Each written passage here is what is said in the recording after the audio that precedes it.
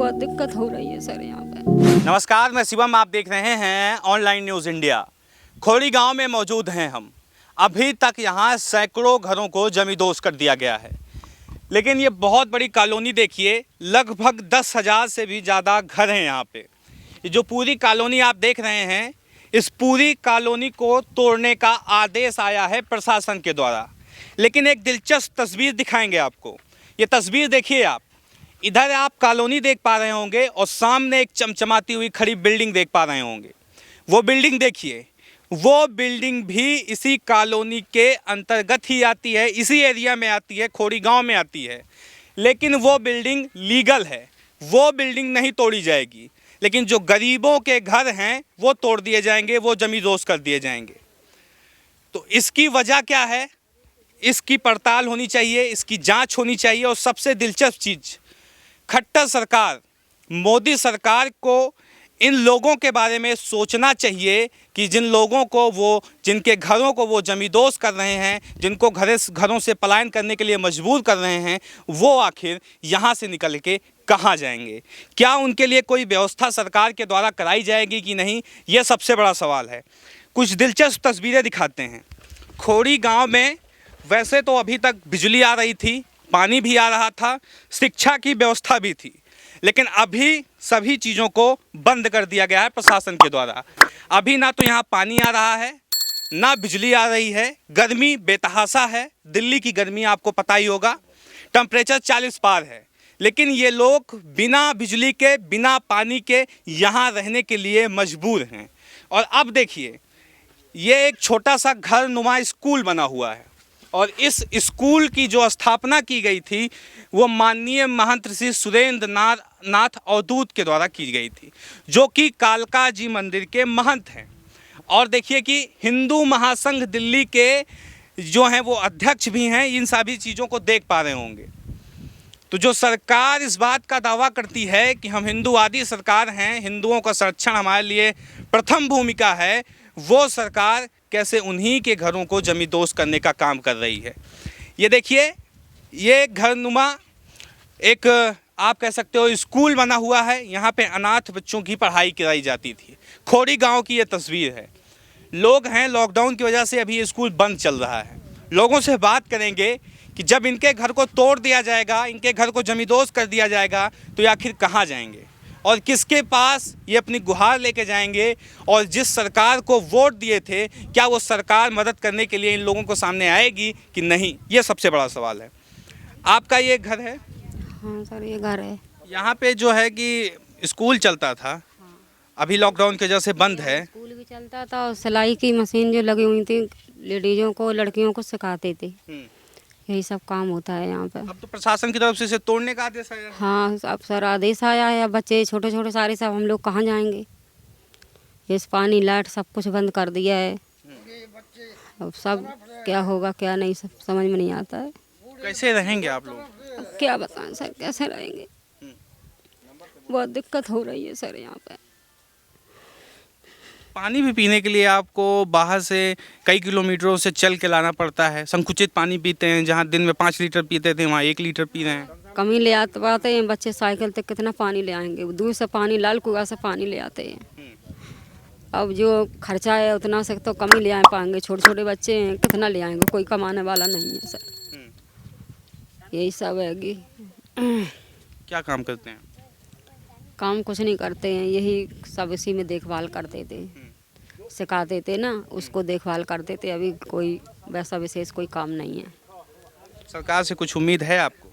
अब क्या उम्मीद बताएं, सरकार तो ये कह रही है कि खाली करो, तो खाली करवाने को ज़बरदस्ती कह रही है, तो क्या कर सकते हैं? अब ये फार्म पता नहीं किस चीज़ के भरे जा रहे हैं। बोल रहे हैं कि तुम्हें कहीं फ्लैट मिलेगा, और इसमें अखबार में सारा पेपर में लिख के आ रहा है कि आप लोगों को जो फ्लैट जो मिलेगा वो सर किराए पे बता रही मिलेगा। अब हम लोगों के पास अगर किराए पे अगर रहने को पैसे होते तो हम लोग यहाँ पे क्यों रहते?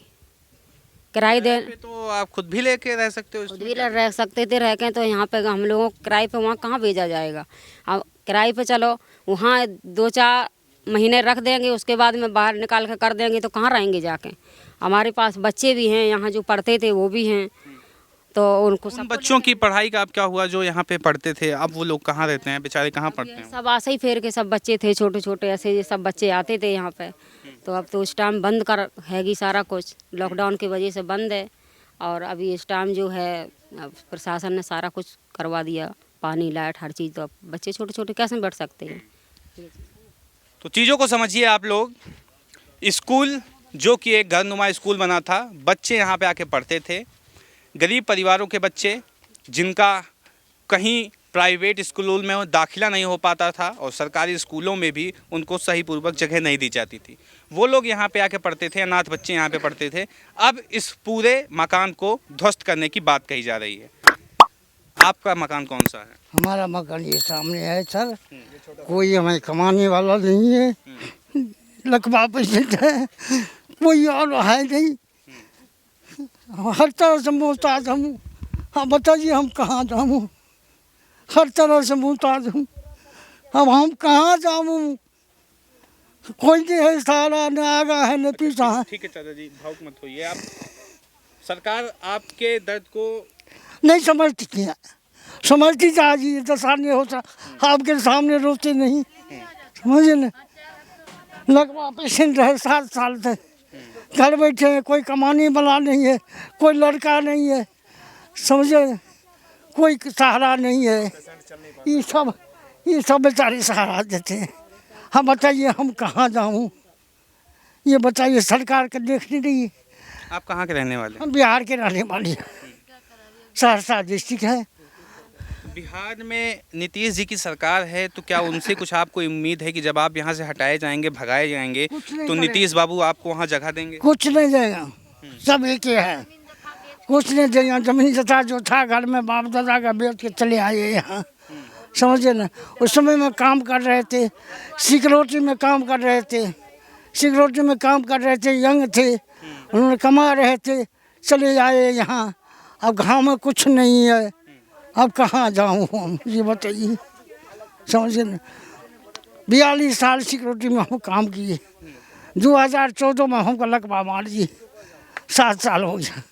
उस दिन से हम कोई नहीं दिखने वाला है। अब हम कहाँ जाऊँ, एक पानी के लिए मोहताज हूँ। वीरजा बच्चा मर रहा है पानी के बिना, लाइट के बिना, अब क्या करूँ मैं? क्या नाम है आपका? मेरा नाम श्याम सिंह है, सहरसा का रहने वाली, महिषी प्रखंड है, गांव गंडोल है, बगवा है, वहाँ के रहने वाले हम राजपूत ठाकुर हैं। अब हम अपंग हो गए हैं, अब कहाँ जाऊँ ये बताइए।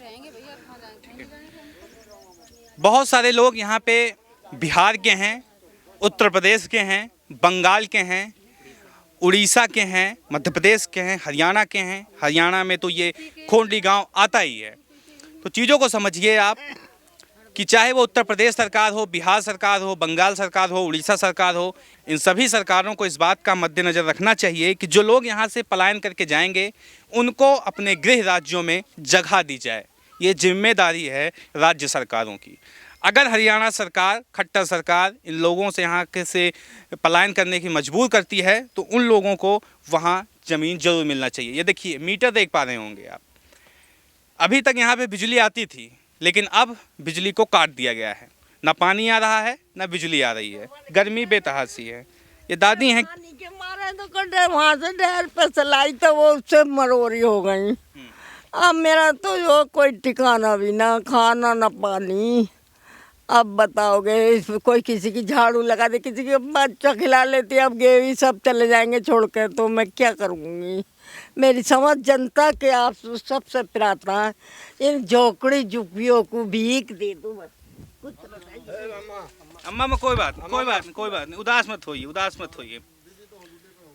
उम्मीद रखिए सरकार आपकी बात सुनेगी, आपकी बात मानेगी, उम्मीद रखिए। यहाँ से मर के भी ना जाऊंगी, लास्ट में कीड़े पड़ जाए चाहे मेरी जनता नहीं जाएगी, मैं चली जाऊंगी। मेरे ऊपर विंडो चल जा, मैं कहीं नहीं जाऊंगी। मैं चली जाऊंगी पर मेरी जनता नहीं जाएगी कहीं। कितने साल से आप रह रही हैं यहाँ पे? मैं तो पहले वहाँ निकाला गया, मेरा तो भागी खोटा, मैं बघागन पैदा हुई हूँ। पहले संगम बिहार टूटा, वहाँ झोपड़ी डाली, बगाल आया, मुझे तो पता भी ना मैं कहाँ की हूँ। फिर वो टूटा, गई तुकल का बाद गाँव, वहाँ पे हड़ियाँ मलसियाँ करी, पानी पिया, बदरपुर धोया, ऐसे कर करके।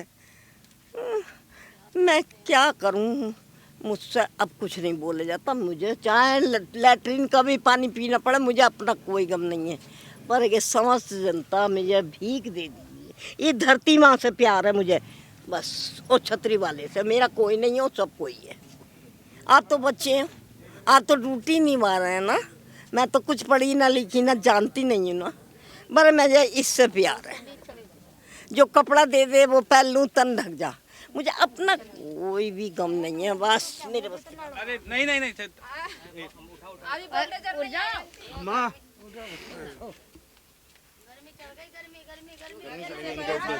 पानी का किल्लत है ना, पानी पीने के लिए नहीं मिल रहा है। पानी के लिए पानी खाओ, पानी अम्मा है, पानी छिड़को, पानी दीजिए, थोड़ा पानी दे दो, पानी दो, पानी छिड़को, पानी छिड़को, पानी दो, पानी पिलाओ,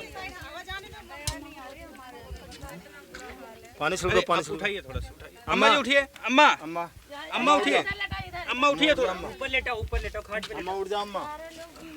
ये कुर्सी सारा अंडर डालो, उठिए, अंडर डालो कुर्सी को। पंखा दो, पंखा। पंखा ये बुढ़िया बीमार है, ओ भैया पंखा। तबीयत खराब है, ऐसी एक बूढ़ा मर गया, ये भी मर जाएगा।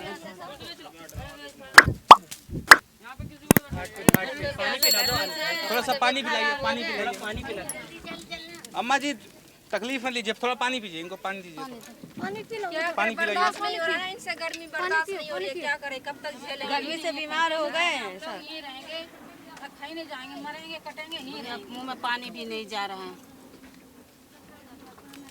पंखा चला, पंखा। पानी की किल्लत से ऐसा हो रहा है। पानी लाइट लेट नहीं है, पानी नहीं है, इसके लिए मर रहे हैं। हम लोगों को कहीं नहीं जाना, हमें यहीं रहना है भैया, हमें कहीं नहीं जाना। हम लोग से मरेंगे कटेंगे पर यहीं रहेंगे, हम कहीं नहीं जाएंगे। सरकार तो कह रही है आप लोग को जाना पड़ेगा। हम नहीं जाएंगे, हम यहीं रहेंगे। मार दे सरकार, बिल्कुल मार दे, हम बच्चों को लेकर यहीं मर जाएंगे, पर जाएंगे नहीं कहीं पे भी। ये बोलता रहे, चाहे कट्टर सार भगाए, चाहे मोदी सरकार भगाए, पर हम कहीं नहीं जाएंगे। हमने बनाया है, इतने मेहनत से बदबू खोद खोद के बनाया हमने, इतनी मेहनत से बनाया, हम कैसे चले जाएं बताओ?